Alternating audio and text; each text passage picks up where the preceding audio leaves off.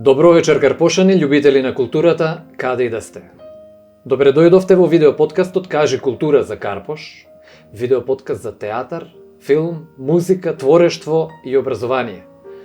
Видеоподкаст наменет за размена на идеи, размислувања, сугестии, но и недостатоци од областа на културата во општина Карпош. Заедно со нашите гости, докажени секој во својата сфера од културата. Јас сум Дејан Стоев, вашиот вечерашен домаќин. Кога го слушате мојот гостин како говори македонски литературен јазик, со правилно акцентирање на слоговите, сваќате дека македонскиот говор е многу музикален и звучен. Сваќате дека македонскиот јазик, кога правилно се говори, он пее. Мојот гостин вечерашен е актер во драмскиот театар, поранешен директор на истиот. Професор е и на Интернационалниот универзитет за аудиовизуелни уметности Европа Прима и професионален во многу други области за кои што самиот ќе ви каже. Господинот Роберт Велјановски. Добро вечер. Добра вечер. Ви благодарам за најавата. Веројатно мојот говор е таков каков што е заради еден сплет на чудни околности. Точно дека се грижам за говорот и точно дека го негувам убавото говорење од професионален аспект, но формирањето на мојот говор влие една многу интересна работа. Моите се по потекло од битолско. И кога сум се родил, нормално дома се збореле битолски. И сега долгите вокали на битолчани и кусите вокали на скопјани, каде што сум јас израснат, роден израснат, нели, на говорот на улицата, решиле да создадат кај мене едни совршени вокали кои што влијаат, многу влијаат. Таман на средина. Апсолутно на средина вокали кои што се точни во македонскиот говор. Го негувам професионално. Не дека не говорам и дијалекти, напротив. Умеам да проговорам и на дијалекти, и на скопски, и на битолски, и на охридски. Но сепак се обидувам во јавните настапи да говорам на чист македонски јазик. Имаше една случка, јас бев туку што завршен млад актер. Работевме една театарска работилница во првата детска амбасада Мејаши. Така. И направивме една интересна представа, училиште за кловнови, и сето тоа беше медиумски покриено. И работевме двајца, јас и Драган Спасовдац. И на тоа медиско покривање имавме еден настап на една од телевизиите македонски. И тогаш како млади луѓе, нели, сметавме дека е многу кул да збориме малку на скопски, онака фино, лепо. И кога не подбара професорот Илија Милчин во една негова колумна во Нова Македонија, тој пишуваше колумни за македонскиот јазик. Не знаев која врата да ја фатам. Човекот беше апсолутно во право. Прво, работите со млади луѓе, пред кои што не смеете да си дозволите да говорите така. Второ, се случува едноставно овој прекрасен јазик кој што ние го говориме, да се извитоперува и да биде нешто друго, односно да е нешто што не е. Нешто што не е баш така. Да, при тоа, само ќе направам една мала ограда. Видете, дијалектите се богатство на еден јазик и ние имаме прекрасни дијалекти. Јас умеам и да проговорам и на дијалекти, нели, понекогаш дури на скопски.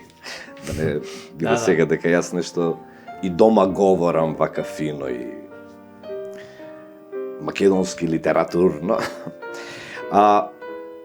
Но предпочитам кога ќе бидам најавен настап да говорам на литературен јазик. Да. Сведоци сме кај младите луѓе на некои кованици, на некои извитоперени зборови кои што воопшто и ги нема кај нас. Да, младите луѓе се подложни на влијанија. Тоа е всушност и судбината на малите јазици. Не мали по значение. Македонскиот јазик е прекрасен јазик, со него можете да ги изразите сите чувства, да изразите се што гледате и што чувствувате. Но влијанијата на јазиците кои што имаат, да речеме, мал број на говорители, се подложни на такво влијание. Проблемот не е толку кај младите луѓе, според мене, проблемот е кога имате радија и телевизии кои што едноставно не се трудат да говорат македонски, туку воведуваат некакви новитети кои што едноставно не му припаѓаат на македонскиот јазик. Да, македонскиот јазик е певлив јазик, но македонскиот јазик не се говори пеејки. Да. И има такви некои нешта кои што ги увезуваме од некои други јазици, а не се својствени за нашиот јазик. Згора на тоа сега да го опфатиме малку и оној националниот, да не речем политички момент, кога нашиот јазик е под континуирана закана, ненаучна, нелогична, далеко од здравиот ум, но под закана, дека не е автентичен, дека не е автохтон, дека е дијалект на некој друг јазик, што е апсолутна невистина.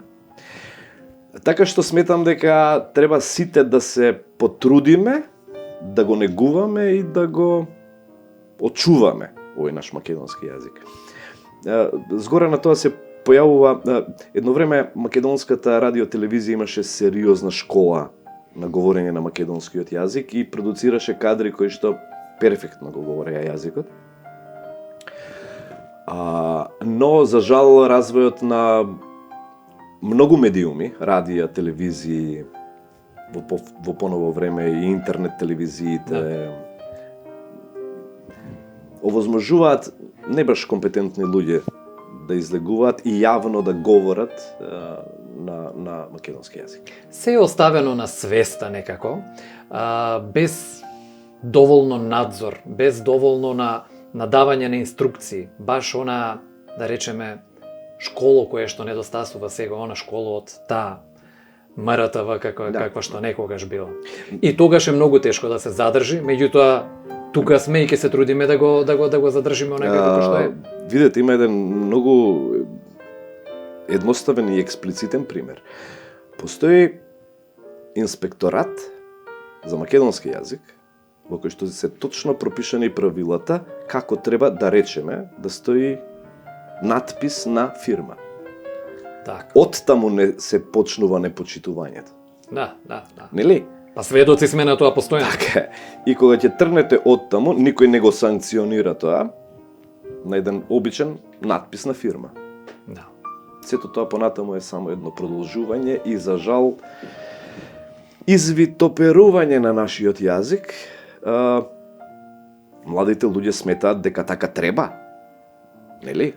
Дека така е нужно да се говори. Немајќи го вистинскиот пример, се разбира. они сметаат дека така треба. Така. И не може да ги окривиме баш Апсолутно поради тоа што нема кој да го врши тој надзор. Има односно, меѓутоа не им е дадено право. Или некој не си ја брка работата, едноставно кажа. Ете така. Да, видете, ние имаме ајде сега малку да навлеземе во оваа темнава страна. Ние имаме сериозни проблеми и во системот на образование, и во системот на... Јас предавам 2 предмети на... Тоа ќе беше моето следно представување, нели, околу твојата професорска работа. Јас предавам... Може ли само да се обраќаме на ти? Апсолутно да. Благодарам. Јас предавам 2 предмети, едниот е актерска игра, и во моментот водам класа по актерска игра, 14 години веќе го работам тоа. Моите студенти се прва година и предавам сценски говор со техника на глас. Така. Видете, поразително е кога ќе сватите дека од 10 млади луѓе, еве, да не претерувам сега, но од 10 млади луѓе, 7 не ја знаат македонската азбука. На првиот час на студија. Македонската азбука. Да, од А до Ш. 31 глас. Бидејќи предавам сценски говор, јас работам со гласови. Во македонскиот јазик, секој глас има соодветна буква. Нели? Тие не ја знаат македонската азбука. 7 од 10. Тоа е поразително. Од останатите тројца, двајца ја пеат по бушава азбука.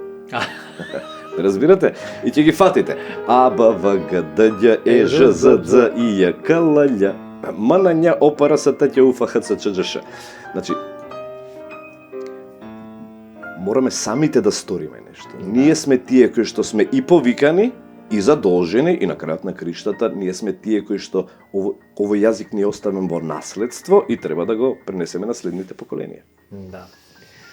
Како учесник во бројни радио и телевизиски продукции, токму ти можеш да зборуваш баш на оваа тема. И ете, баш за тоа говориме. Искуството твое баш во тие продукции каде што многу се говори македонскиот јазик ти дава за право за да го. Па да, знаете како доскоро време не именуваа нели како млади актери, сега на една страна ние тие што треба да бидат, што имаат дури и право да говорат на вакви теми. Јазикот е нешто што се негува и што секојдневно жива материја меѓутоа мора да сето тоа има некои темели. Видете, јас 11 години работев со Струшки вечери на поезија. Ете и тоа ми е следното прашање. Па добро, тоа беше јас да почнам сам да зборувам. Се извинувам. Не, супер е се. Да. Работев 11 години со Струшки вечери на поезија и гам култ кон поезијата и кон читањето, кон говорењето поезија. Имам дури една Facebook страница моја, лична, поетски джубокс се вика, каде што ова е производ на овие локдауни, односно затворања во короната, и бидејќи немав нешто да правиме по дома, нели, а мора нешто да работиш. Тргнав да снимам песни. Со мали видеа, кратки, сам ги монтирам, сам ги снимам, имам дома едно мини студио. Имам нешто чуено и е тоа многу. Ете и таму, говорот едноставно, пак ја кажам, јас како пеач, говорот така го доживувам. И кога еден актер со сите оние емоции, дури и кога ќе прочита нешто, тоа пее. Видете, секоја песна е наменета за пеење. Тоа што ние сега ги говориме во некаков речитатив, односно не ги пееме, туку ги говориме, не значи дека тие во себе не содржат музика.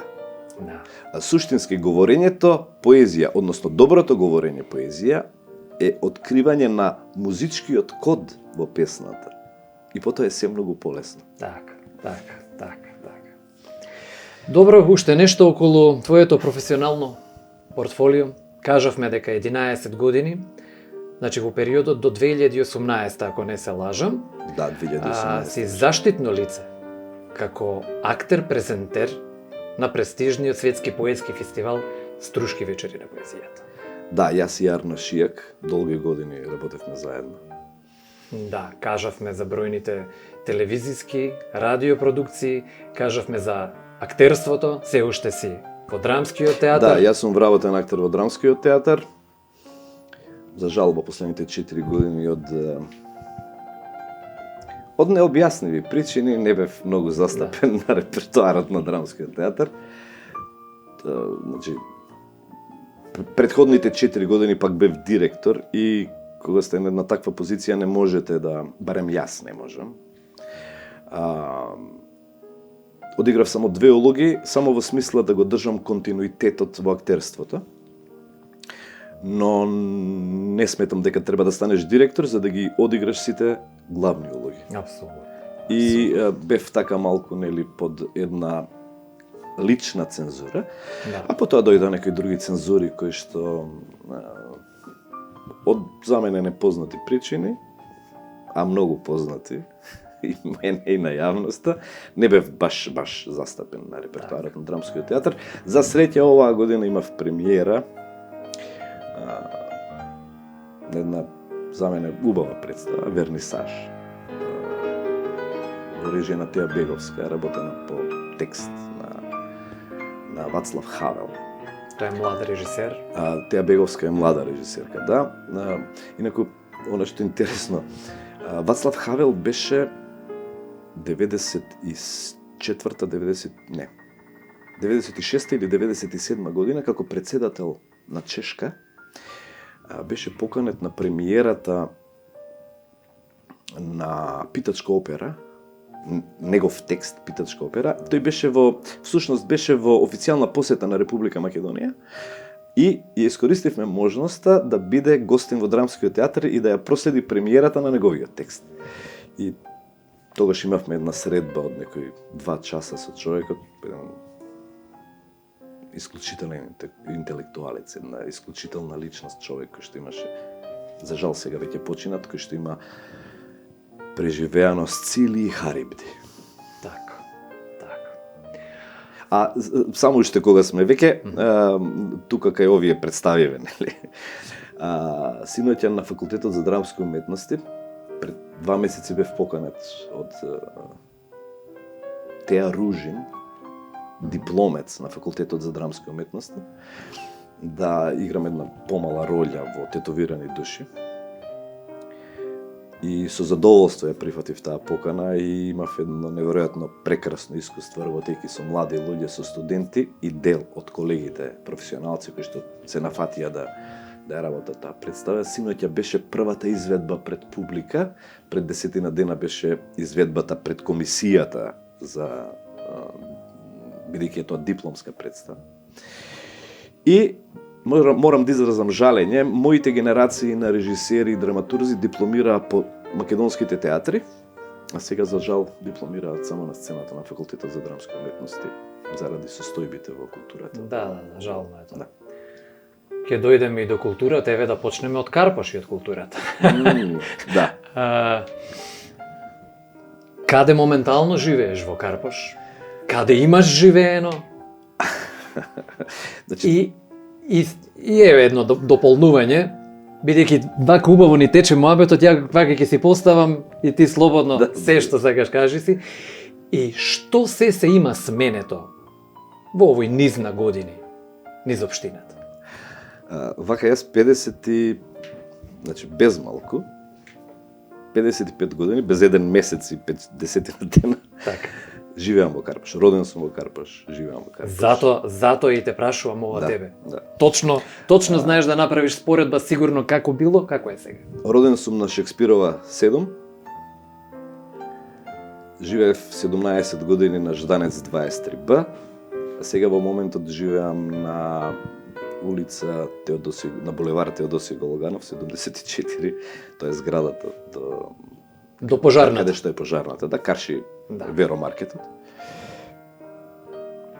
Целото мое формално образование сум го завршил во Карпош. Од Вера Циревири Трена преку градежниот тогаш ГУЦ, градежен училишен центар Здравко Цветковски, до Факултетот за драмски уметности, постдипломските студии на Факултетот за драмски уметности. Се во Карпош. Се во Карпош. Мојот живот е целиот во Карпош.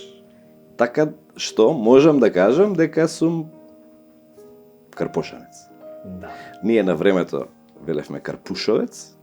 Од Карпуш. Од Карпуш. Да. Од необјасневи причини, некои населбата, односно тогашната населба, сегашна општина, ја именуваше како Карпуш. Да. Што е променето? Многу нешто се променети. Од тоа дека во моето детство, да речеме, игравме фудбал и сервис на улица пред зграда. И ќе поминаа 1 до 2 коли во една утакмица од тие нашите, нели? А сега еднаш ќе подадеш од коли. А сега не можеш да се наместиш, не можеш да го нацрташ она двете коцки за сервис игра. Веројатно времето е сосема поинакво. Јас го паметам Карпош како населба со многу зелени површини, како населба со детски игралишта, како населба, на која што можевме да играме фудбал и на жута трева, и на Маракана, и на Вембли. Тоа беа нашите стадиони. Сега таму има згради. Нема ништо од тоа што беше наше. И веројатно напредокот и на семејствата направи од, да речеме, 4 коли паркирани пред мојата зграда, сега да има 400. Нели? Да. Тоа е веќе станува многу страшно. И паметам Карпош кој што беше безбеден. Полицаецот, односно се извинувам, милиционерот кој што беше задолжен за нашата улица ги знаеше сите по име. Тој точно знаеше моторчињата кои какво се вози, каков велосипед, каква се. Да. Точно знаеше каде се собираме, како млади, како деца, како млади луѓе, подоцна 17-18 години.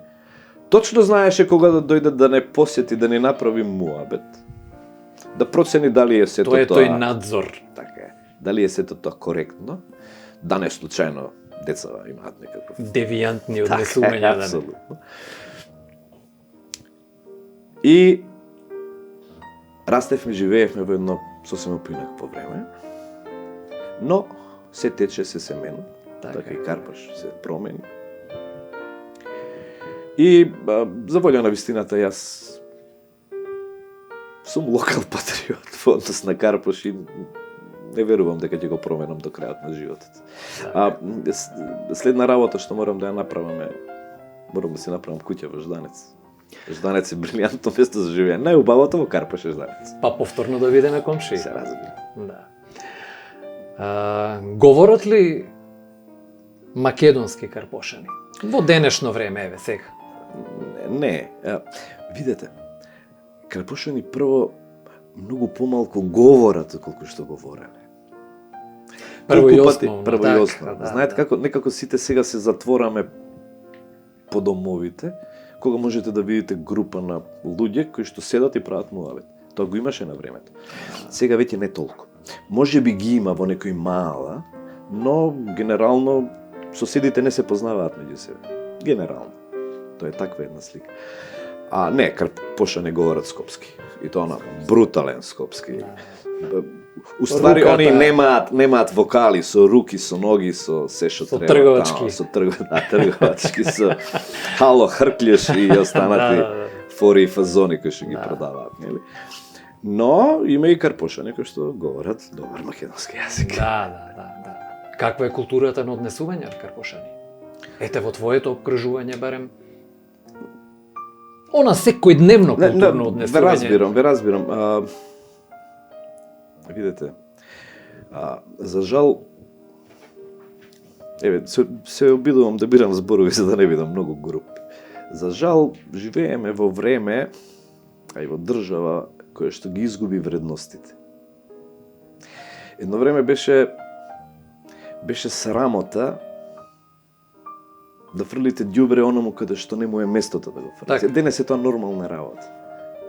Видете, не дека немало луѓе кои што исто фрлале од 10 спрат кеса со ѓубре. Имало, но бројот бил експлицитно помал. И биле осудени, биле покажани со прст. Така е. Сега е тоа, како да ви кажам.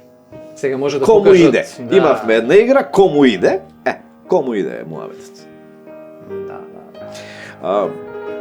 Така што постои простор за подобрување, иако мора да кажеме дека кога ќе се споредиме со други општини, ние се уште држиме некакво ниво. Така оптимистички да го завршиме овој дел. Одлично. И што да превземеме за подигнување на таа култура? Па видете, тоа прво мораме да си ги воспитаме сопствените деца. Тие ќе си ги воспитаат нивните деца. Треба образовниот, она што ние го именуваме како образовен процес, треба сериозно да се позанимава со таа проблематика. Иако повторно ќе кажам, времето е лошо во кое што живееме. Ние преживеавме 30 многу брутални години. Како да ви кажам, вие го учите вашето дете да биде честно, да не фрла ѓубре на улица, а некој друг приватизира цели фабрики. Да. И му велите, не кради, не е убаво да се краде. А ти вели, а овој фабриката ја украде.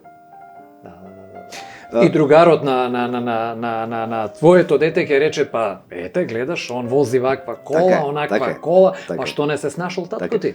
Вредностите се поинакви, сосема поинакви. Денеска е важно да имате бесен автомобил, не е важно да бидете добар човек.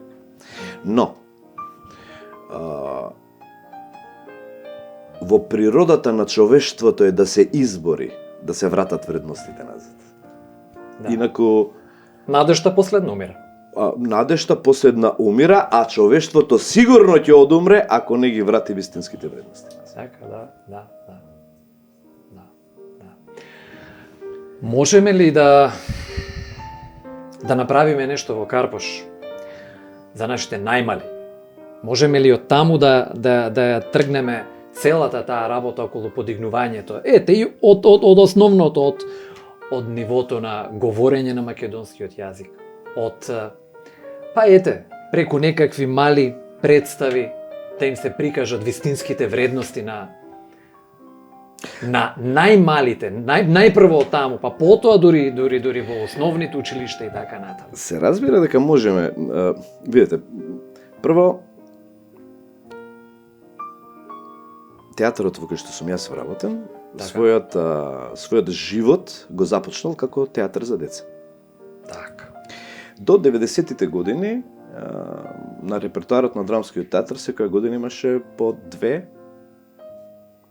представи за деца. Во текот на 90-тите, кога тргна ова сулудо рушење на системот, почна да се прават по 2, па по 1, кога се отвори театарот за деца и младинци, драмскиот театар престана да работи детски представи.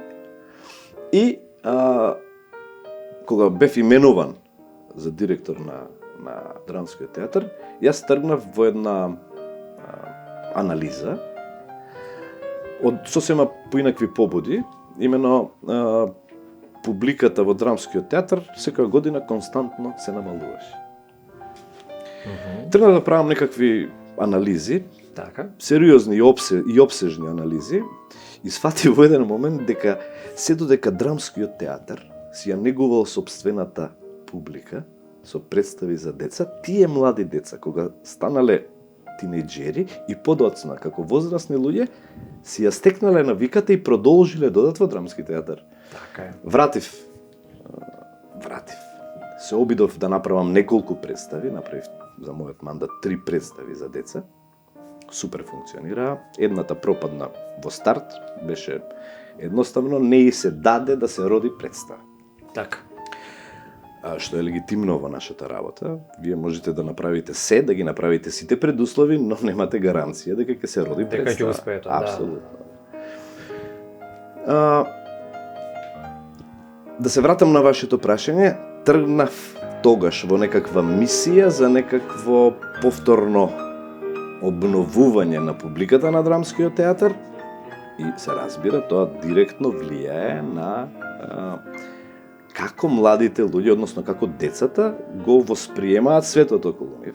Нели? Ако ги однесете 10 пати во театар, е супер приказнат. Ако не ги однесете ни еднаш, имате проблем.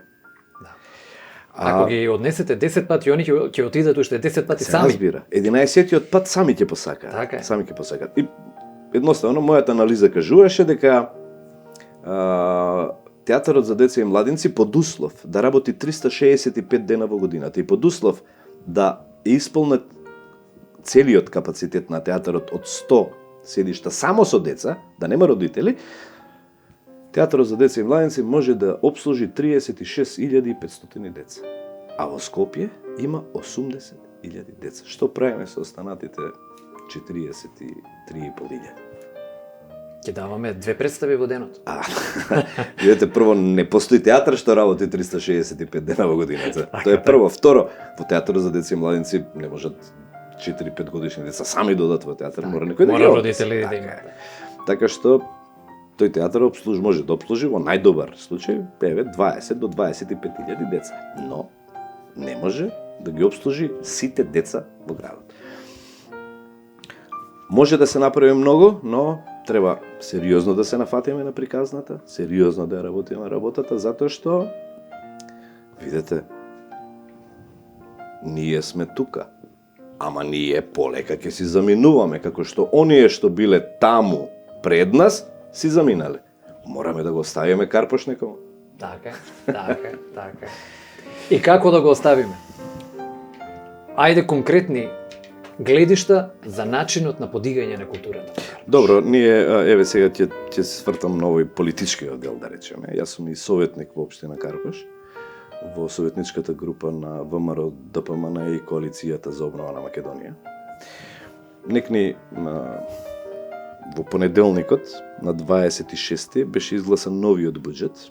Ние се обидовме колку што е во наша моќ да превземеме некои конкретни чекори, а чекорите се дека успеавме за малку да го кренеме буџетот на општината. Одлично вест. Буџетот на општината за култура.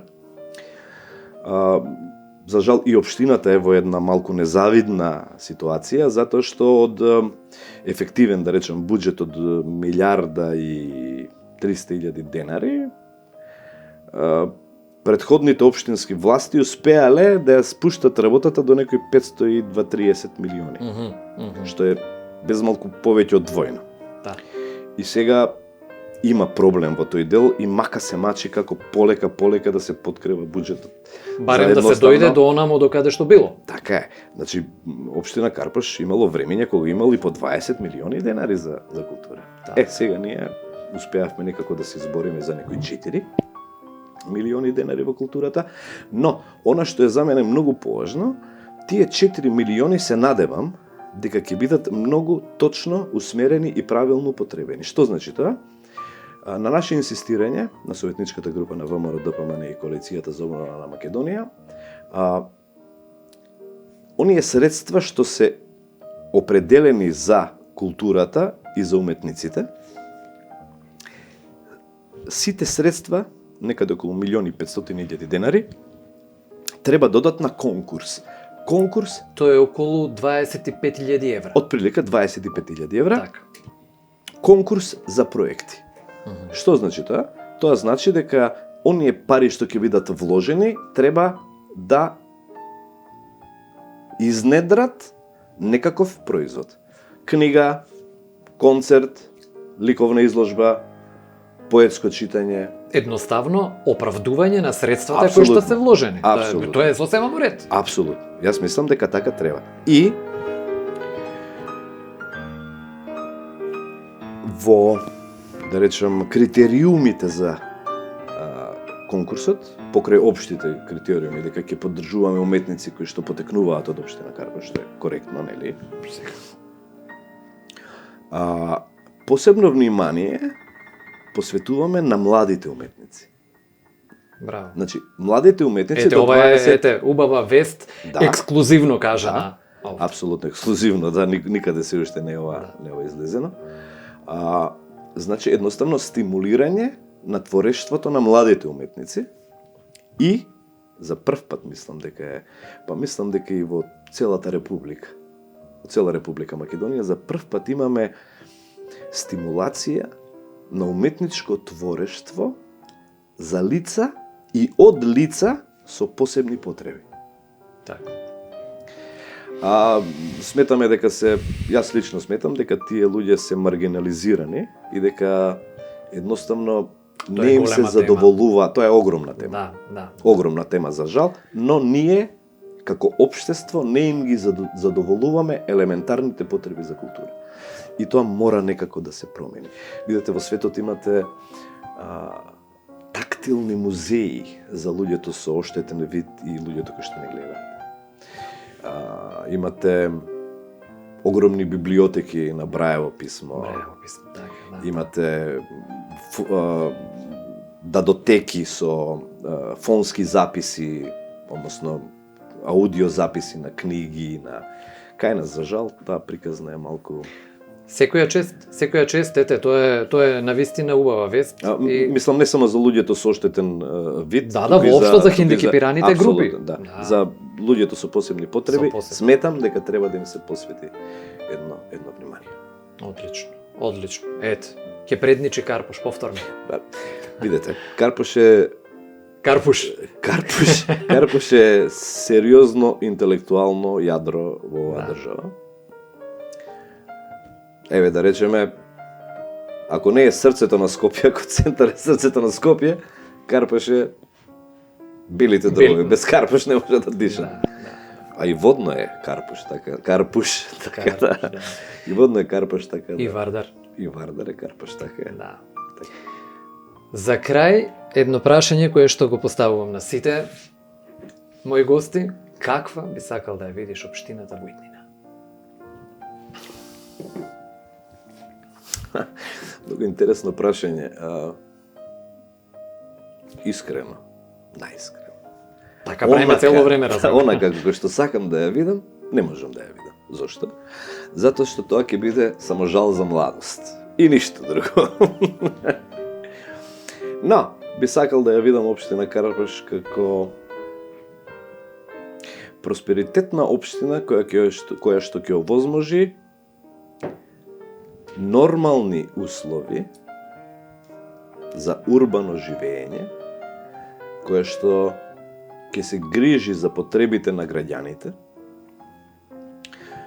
во која што ќе немаме само периоди во летните месеци, а воздухот да не биде загаден. Така. Општина во која што едноставно ќе може да се живее. Не да се преживува, не да се, еден сленговски збор, не да се животари, така. Да се живее. Карпуш е неверојатно, туку сигурно, ги има сите услови да биде град. Да, апсолутно. Има театар, има базен, има фудбалски игралишта, има болници, планина, река, планина, се. Но не може да биде град затоа што е во Скопје, но сепак би сакал да видам еден таков Карпуш. Карпуш во кој што ќе може да се живее. И што решени се разбира инфраструктурни проблеми на граѓаните кои што ги има насекаде, за жал. И она што е моја интимна желба, сакам да го видам Карпуш со нов драмски театар. Дај Боже да се оствари. Сите да одиме во еден нов театар. Да. Проектот за новиот театар на драмскиот театар е готов и требаше да се почне 2017 година. Се чекаше само дозволата од Министерството за транспорт и врски, бидејќи е објект од прва категорија, од А категорија, јавно добро. Таму е сега состојбата лоша. Каде? Инфраструктурно, во драмски театар. Прво е лошо во Министерството за транспорт и врски, затоа што појма немаат што прават тие луѓе. Овие луѓе појма немаат што прават. А второ, да, за жал, објектот на драмски е стар повеќе од 60 години. Отворен е